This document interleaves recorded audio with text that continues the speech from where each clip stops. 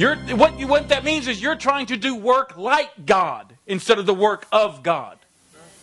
The work of God is He does the work. Jesus even said, the Father who lives in me does the work. It's yielding to Him. And the thing about Tripp and them talking about we were good sinners, all they were doing was stewarding and farming the seed that they were born to be, the seed of unrighteousness. It was given to them by birth. Their unrighteous actions didn't make them unrighteous. Their birth made them unrighteous. I mean, just think about it. And Dave, put your Bible down. Let me use an example. Dave's Jesus. That's a change. Yeah, it's better than what you've been. Yeah. If Dave is Jesus, Dave is a person. Jesus is a person. Jesus is not a doctrine. He's a person. Doctrine is written about what they see in the person.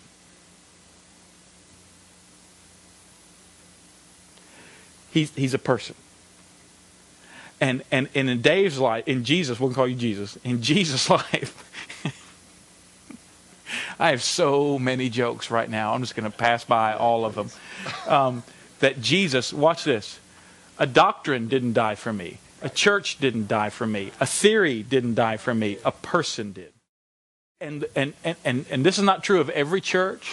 I'm just saying of my experience. When I was raised, you know what the church portrayed Jesus as to me?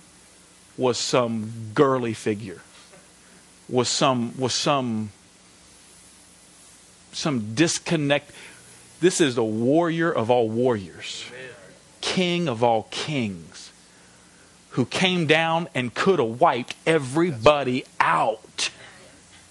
That when they came to arrest Him, He kind of just stepped up, kind of like, whom do y'all seek? And an entire army, which is over 100 people, Roman soldiers fell down backwards at His word. You know Jesus smiled when that happened. You know, it's like, ooh, I'm scared of y'all. And they got back up and He said it again, except this time He had to turn the volume down. And He said, now, whom do y'all seek? And you know it's like, Jesus of Nazareth, that's who we seek. And He's like, okay. See, they didn't take His life, He gave it. And so He gave it for me. Why? Because those Roman soldiers would have ate my lunch. But when you yield to Him and you come and you be transparent and you're transparent with Him and you realize that, oh my gosh, because if I don't believe that He took all of my sin and took all of the wrath for my sin, then when the sin that so easily entangles me, the last place I'm going to go is God. And the second last place I'm going to go is God's people. Because I'm going to be judged and I'm going to be condemned. But that's not Jesus. Jesus died and was resurrected to give you more than church. He wants to give you life. He wants to give you life. He's come to be what you could not be. He's come to do what you could not do. And He wants to do it through you. And I pray that your heart would begin to believe again. And for those in this room who you have that hard heart and it's just like, you know what, I'm done. Been hurt too many times. I'm just done. I encourage you to give your heart fresh and new to the Lord and say, what next? What now? Well, Pastor, I don't want to be hurt again. Then you might as well, really pray that He'll just come take you to heaven.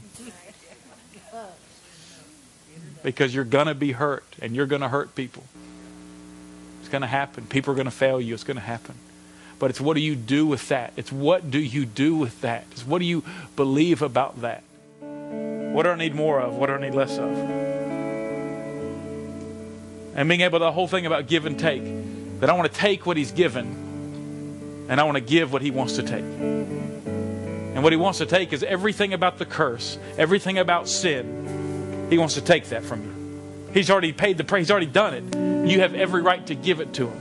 And then He's already given you righteousness in His Son. In His Son, He already gave you righteousness. He already gave you peace. He already gave you fulfillment on every level.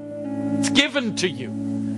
Every spiritual blessing has been given to you. Take it. You're worth it. I don't think you're worth it. He does.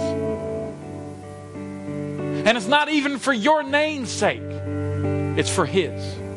Because you're His masterpiece. And I just believe that maybe there's some of you here today that are just like, you know what? I've been going through life, and I maybe stopped off at church today and stopped off here just thinking maybe I was raised in it, maybe whatever. I'm supposed to go to church. I'm supposed to be here. But I'm talking about you're here today and you're thinking, my gosh, man, I want what you're talking about. I want what Letitia was talking about. I want what they talked about earlier. I want to offer my mess to Him and let Him do something with it.